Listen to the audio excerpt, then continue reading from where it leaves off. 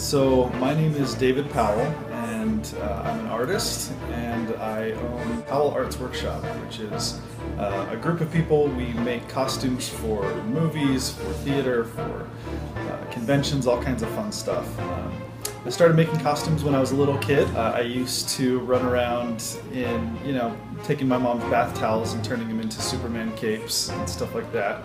But even at a young age, I kind of it was pretty apparent that I was already starting to try and make costumes that looked just like the one in the movies. So I would make wooden swords, and one time I took my dad's best deer skin that he and his dad had actually tanned themselves from a deer that they had hunted, and I cut a 1-inch strip out of the middle of it so that I could wrap my wooden sword handle with it to make it look more authentic. And my dad decided to start teaching me leatherwork, so I started learning leatherwork at a really young age, and I loved it. And when I got older, I started wanting to actually do this for a living and work, on movies like Lord of the Rings and The Hobbit and all kinds of fun fantasy films. So I started building a portfolio, and now friends get together and we make chainmail, we make armor.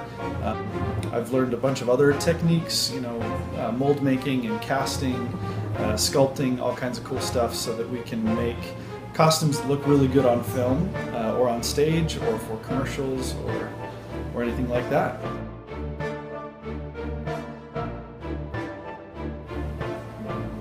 So when someone first approaches me and they want a costume, there's a conversation that we have to have, and there's some questions that I have to ask, and then also give them information. So basically I'll sit down with them and ask them things like, when do they need it? What's their budget?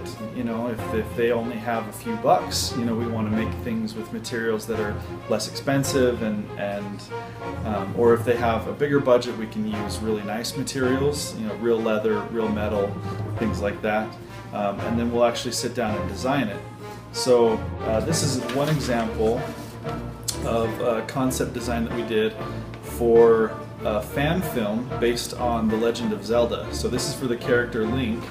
The director wanted the character to feel realistic and less cartoony, so I added into the design, some things that would be useful, leather inserts on the insides of the pants to make it like riding pants, a pad on the shoulder for when he's carrying a satchel, just a few little details to make it a little more realistic.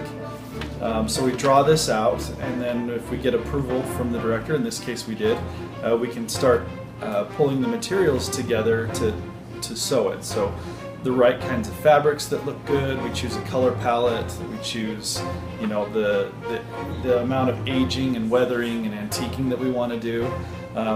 Most costumes, they're not supposed to look new and fresh, they need to be lived in, so we'll put dirt on them, we'll put paint that looks like mud, we'll sand them to rough them up, pull out some of the stitching in some areas to make them look authentic and real. It's a fun process. You get really dirty, but it's a lot of fun. And then we dress the actor, get them all ready. Some of the pieces that we make are a bit complicated. The armor has buckles and it overlaps in different areas, so we want to make sure that we're there to help. And then when it's all over, we either keep the costume if we've negotiated that with the director, or the director keeps it, depending on what they've paid for, and we'll either rent it out to other people in the future, or sell it, or just keep it as a display piece for us. So we've started together quite a collection over the years. Behind me is some examples. We've got some chainmail, we've got some really cool props. This is a foam sword. We make lots of things out of leather. This is a helmet. We do breastplates and shin guards and all kinds of things, and actually make it look like metal. That's what this big guy here is.